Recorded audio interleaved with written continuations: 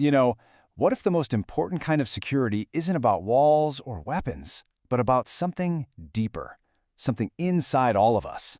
That's what we're diving into today, the secret need we all have for a stable sense of who we are. It's called ontological security. So think about this for a second. We spend so much of our lives worried about physical safety, right? But what happens when the real threat isn't to your body, but to your very sense of self, to your identity? Which one is really scarier? All right, let's break this down. On one side, you've got physical security. That's the easy one to get. It's about survival, keeping your body safe from harm. But on the other side, you've got this fascinating idea, ontological security. And this is totally different. It's not about protecting your body, it's about protecting yourself. The goal isn't just survival, it's a stable sense of being.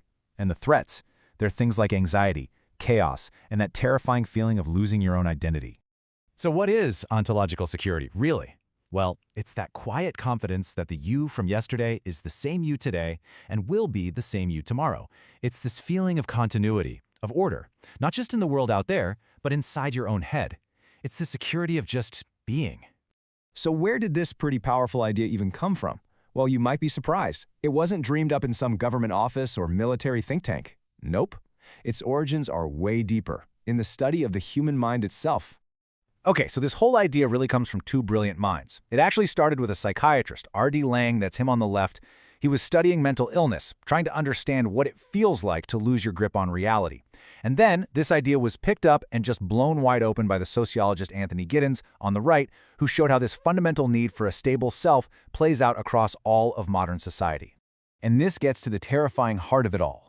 Lang wrote that for someone who is ontologically insecure, the most ordinary parts of life can feel like a direct, deadly threat to their existence. Just pause and think about that. Imagine the profound anxiety of feeling like your very self could just dissolve at any moment.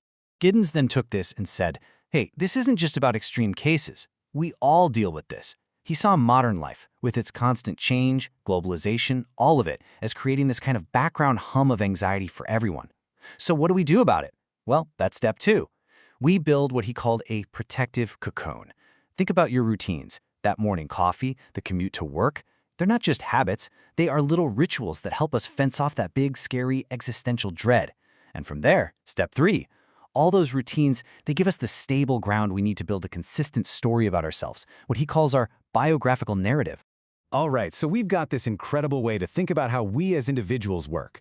But the story doesn't stop there, not even close. In fact, this is where the theory takes a huge, kind of controversial leap. Because it turns out this deep, deep need for a stable identity, it might not just be for people. Scholars in international relations started asking, what if entire states can feel ontologically insecure too? And when you look at it this way, the parallel is kind of striking. You know how you might rely on your morning coffee ritual? Well, a state relies on its own routines, like predictable diplomatic protocols or long-standing treaties. And just like you might tell yourself a story, like, I'm a hard worker, a state tells itself a story through its national myths, its history, its tales of past glories. See, at the end of the day, both are just trying to create a predictable world and a stable sense of who they are. So the big takeaway here is that states want to maintain a consistent idea of the national self. And this is where it gets really wild. Scholar Jennifer Mitzen argues that states will cling to routines, even harmful ones, like a decades-long rivalry, because they offer a weird kind of comfort, predictability.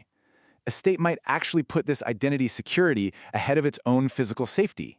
And as another scholar, Brent J. Steele, points out, these stories, the national traumas, the glories, become the absolute core of a state's biography. Okay, but there's a dark side to all of this. This desperate search for a stable, predictable self, it can go wrong, horribly wrong, especially when we start talking about entire groups of people.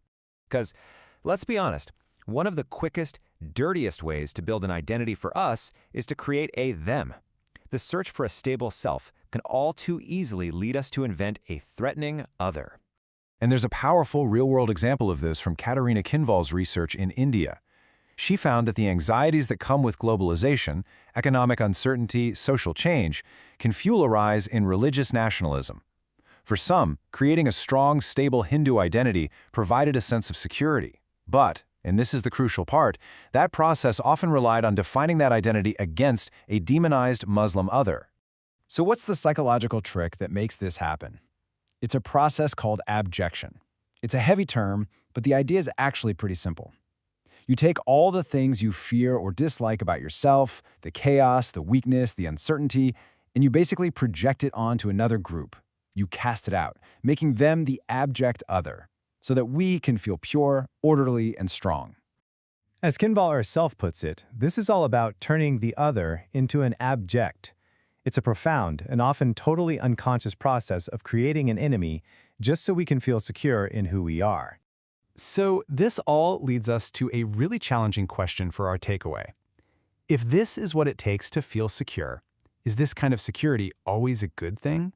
Now, to be clear, this theory isn't perfect, and it has its critics. Some argue it presents a false choice, that you're either secure or insecure, when it's really more of a spectrum. Others worry that using psychological terms like anxiety for entire countries risks medicalizing politics.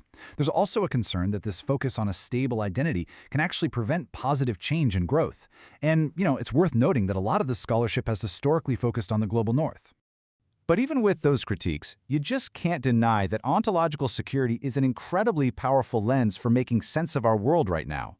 I mean, think about huge political shifts like Brexit, or the rise of populist movements across the globe. At their core, they are often crises of identity.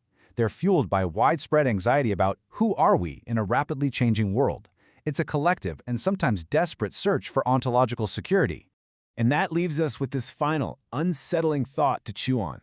If our fundamental human need for a stable story about ourselves, as individuals or as nations, can be the very thing that leads us into conflict, then what does true security really look like? Something to think about.